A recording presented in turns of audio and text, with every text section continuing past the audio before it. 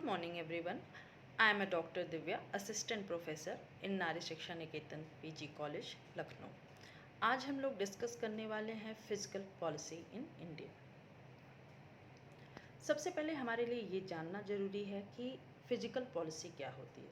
तो physical policy का मतलब होता है कि जब सरकार अपने व्यय और कर की नीतियों के द्वारा समष्टि भावी चरों के यानी अर्थव्यवस्था के मैक्रो इकोनॉमिक वेरिएबल्स को प्रभावित करती है, जैसे कि मैक्रो इकोनॉमिक्स वेरिएबल्स में एम्प्लॉयमेंट आता है, एग्रीगेट डिमांड आता है, demand for goods and services आता है, इन्फ्लेशन आता है एंड इकोनॉमिक ग्रोथ। तो जब सरकार अपने इन नीतियों के थ्रू करारोपण और करारोपण और अपने खर्चों के द्वारा यानी अपने एक्सपेंडिचर के द्वारा इन मैक्रो इकोनॉमिक वेरिएबल्स पर प्रभाव डालती है, तो उसे हम फिजिकल पॉलिसी कहते हैं।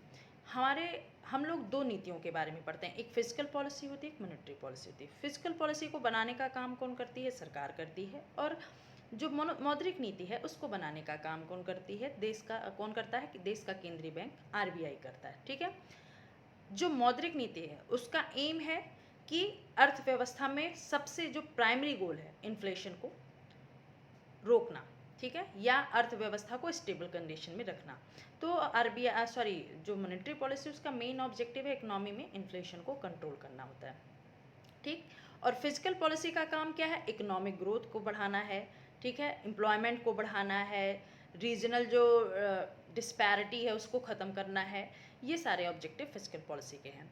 अब हमारे लिए ये जानना जरूरी है कि आखिर ये फिजिकल पॉलिसी का कॉन्सेप्ट आया कहाँ से। तो जॉन मेनार्ड केन्स, इन्होंने ही फिजिकल पॉलिसी को का कॉन्सेप्ट दिया, क्योंकि कीन्स से पहले जो अर्थशास्त्री थे उन्हें हम क्लासिकल अर्थशास्त्री कहते हैं। क्लासिकल अर्थशास्त्रियों का ये मानना था कि अर्थव्यवस्था में हमेशा पूर्ण रोजगार की स्थिति रहेगी, बेरोजगारी अल्पकालीन स्थिति है, और अर्थव्यवस्था चूंकि बाजार आधारित होती है तो इसलिए वो अपने आप को थोड़ी देर बाद समय के बाद एडजस्ट कर लेती है, यानी अनएम्प्लॉयमेंट की कंडीशन दूर हो जाती है और इकोनॉमी फुल एम्प्लॉयमेंट की कंडीशन में आ जाती है। Wages and prices are flexible, ये मानकर चलते हैं, और वो गवर्नमेंट के हस्तक्षेप को अर्थव्यवस्था में स्वीकार नहीं करते हैं।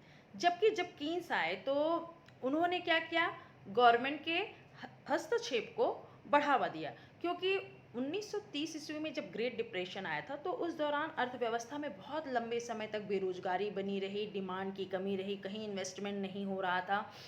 और जैसा क्लासिकल कहे थे कि इकोनॉमी में ये पावर होती है कि वो अपने आप को सेल्फ करेक्ट कर लेगी, लेकिन ऐसा कुछ नहीं हुआ। तो वहाँ पे उनकी थ्योरी पूरी तरीके से फेल हुई। तो ऐसे में जॉन मेनार्ड केन्स आए और उन्होंने ये कहा कि ऐसी स्थिति में अगर हमें अर्थव्यवस्था को रिसेशन या मंदी की स्थिति से निकालना है तो इसके लिए हमें सबसे पहले अर्थव्यवस्था में मांग को बढ़ाना होगा। और मांग बढ़ाने का काम कौन करेगा? सरकार करेगी, क्योंकि जो निजी क्षेत्र होता है वो हमेशा लाभ के उद्देश्य से काम करता है। तो जब अर्थव्यवस्था में डिमांड नहीं है तो वो इन्वेस्टमेंट नहीं करेगी। ऐसी स्थिति में सरकार को आगे आना चाहिए और उनको अर्थव्यवस्था में निवेश करना चाहिए, इंफ्रास्ट्रक्चर पर, हॉस्पिटल्स पे, पोर्ट्स पर, एयरपोर्ट्स पे, जिससे लोगों के हाथ में मुद्रा जाए और वो डिमांड करे और इकोनॉमी में इन्वेस्टमेंट फिर से बढ़े और धीरे धीरे इकोनॉमी इस स्थिति से बाहर निकल जाए। तो इस कॉन्सेप्ट को देने का श्रेय जो जाता है वो जॉन मेनार्ड केन्स को जाता है। अब हमारे लिए ये जानना जरूरी है कि आखिर फिजिकल पॉलिसी का ऑब्जेक्टिव क्या है। सबसे पहला ऑब्जेक्टिव है इकोनॉमिक ग्रोथ को बढ़ाना। ये इकोनॉमी के फ्रेमवर्क में एक बहुत क्रूशियल रोल अदा करता है। इसके साथ ही अर्थव्यवस्था में पूंजी निर्माण को बढ़ावा देता है, सार्वजनिक क्षेत्र के साथ साथ निजी क्षेत्रों में।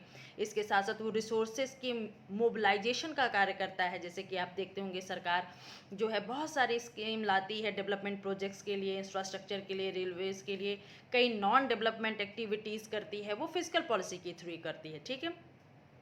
तो ये प्राइवेट सेक्टर को भी मोटिवेट करता है आगे बढ़ने के लिए। इसके साथ ही फिजिकल पॉलिसी का एम है कि अर्थव्यवस्था में जो आय और धन की असमानता है उसको दूर किया जा सके। सरकार टैक्सेशन के थ्रू आय असमानता को दूर करने की कोशिश करती है। जो गरीब और वंचित वर्ग हैं उनको उनकी स्थिति को सुधारने की पूरी तरीके से कोशिश करती है फिजिकल पॉलिसी के थ्रू। इसके बाद सरकार की जो फिजिकल पॉलिसी का ये भी ऑब्जेक्टिव है कि इकोनॉमी में इन्फ्लेशन को नियंत्रण किया जा सके, जो रीजनल डिस्पैरिटी है उसको दूर किया जा सके, जो पिछड़े हुए क्षेत्र हैं वहाँ के लिए स्कीमों को चलाया जाए और उन क्षेत्रों के विकास को आगे बढ़ाया जाए। तो ये सारे ऑब्जेक्टिव हैं। अब हमें ये जानना है कि कितनी तरह की फिजिकल पॉलिसी होती है। तो 2 तरह की। पहली है एक्सपेंशनरी फिजिकल पॉलिसी। ये उस समय डिज़ाइन की जाती है जब अर्थव्यवस्था को में डिप्रेशन की स्थिति हो या रिसेशन या अनएम्प्लॉयमेंट की स्थिति हो। तो ऐसी स्थिति में सरकार क्या करती है, अपने एक्सपेंडिचर को बढ़ा देती है, टैक्स को कम कर देती है, जिससे ज़्यादा से ज़्यादा लोग इकोनॉमी में खर्च करें, डिमांड हो और इन्वेस्टमेंट बढ़े। इसे हम एक्सपेंशनरी फिजिकल पॉलिसी कहते हैं। दूसरा है कॉन्ट्रैक्शनरी फिजिकल पॉलिसी। ये उस समय यूज़ की जाती है जब इकोनॉमी में क्या हो, इन्फ्लेशन की स्थिति हो। ऐसी स्थिति में इन्फ्लेशन को रोकने के लिए इकोनॉमी में गवर्नमेंट क्या करती है, इस पॉलिसी के तहत जो टैक्स रेट हैं उनको क्या करती है, टैक्स रेट में कमी करती है। ठीक है, सॉरी, अगर in case of high inflation, हाँ, तो टैक्स रेट को उसमें गवर्नमेंट को क्या करना पड़ता है, बढ़ाना पड़ता है। और इसके साथ साथ गवर्नमेंट अपने जो खर्चे हैं उसमें कमी लाती है। ठीक है, जिससे कि क्या हो सके, अर्थव्यवस्था में लोगों के द्वारा डिमांड कम की जाए। अगला हमें पढ़ना है कि कौन से टूल हैं। तो 2 मेजर टूल हैं, एक टैक्सेशन है, दूसरा गवर्नमेंट एक्सपेंडिचर। जब इकोनॉमी में इन्फ्लेशन की स्थिति होगी तो गवर्नमेंट क्या करेगी, कर की दरों को बढ़ा देती है। ठीक है, जिससे कि लोग क्या कर सकेंगे, उनके पास कम पैसा रहेगा तो कम खर्च करेंगे और इकोनॉमी में इन्फ्लेशन को कंट्रोल कर सकते हैं। और अगर मंदी जैसी, बेरोजगारी जैसी स्थिति है तो गवर्नमेंट क्या करती है, टैक्स रेट को कम कर देती है, जिससे ज़्यादा से ज़्यादा लोगों के हाथ में पैसा आए, वो खर्च करें, डिमांड हो और इकोनॉमी आगे बढ़े। ठीक, इसी तरह से गवर्नमेंट एक्सपेंडिचर भी करती है। अगर इकोनॉमी में रिसेशन, अनएम्प्लॉयमेंट है तो गवर्नमेंट अपना एक्सपेंडिचर बढ़ा देगी, इन्फ्लेशन है तो अपना एक्सपेंडिचर कम कर देगी। तो ये 2 मेजर टूल है जिनके थ्रू वो फिजिकल पॉलिसी को रेगुलेट करती है। फिर it is a very obvious thing कि क्या ऑब्जेक्टिव है, economic stability, price stability, full employment, optimum allocation of resources, accelerating the rate of economic development, encouraging investment and capital formation and growth. And who formulate the fiscal policy? Finance minister of India, जो भारत का वित्त मंत्री होता है, उसके द्वारा ही physical policy को formulate किया जाता है। अब हमें ये जानना है कि ये हम ऑलरेडी डिस्कस कर चुके हैं कि जो मॉनेटरी पॉलिसी है वो आरबीआई द्वारा बनाई जाएगी। उसका मेन ऑब्जेक्टिव है इकोनॉमी में इन्फ्लेशन को कंट्रोल करना, देन इकोनॉमिक ग्रोथ को बढ़ाना। वहीं फिजिकल पॉलिसी का क्या है, फिजिकल पॉलिसी का ऑब्जेक्टिव है इकोनॉमिक ग्रोथ को तेज़ी से बढ़ाना, एम्प्लॉयमेंट को बढ़ाना, बैलेंस ग्रोथ को बढ़ाना इकोनॉमी में। ठीक, तो ये डिस्कशन था कि what is the physical policy and what is AIIMS and objective and how it works. Thank you so much for watching it.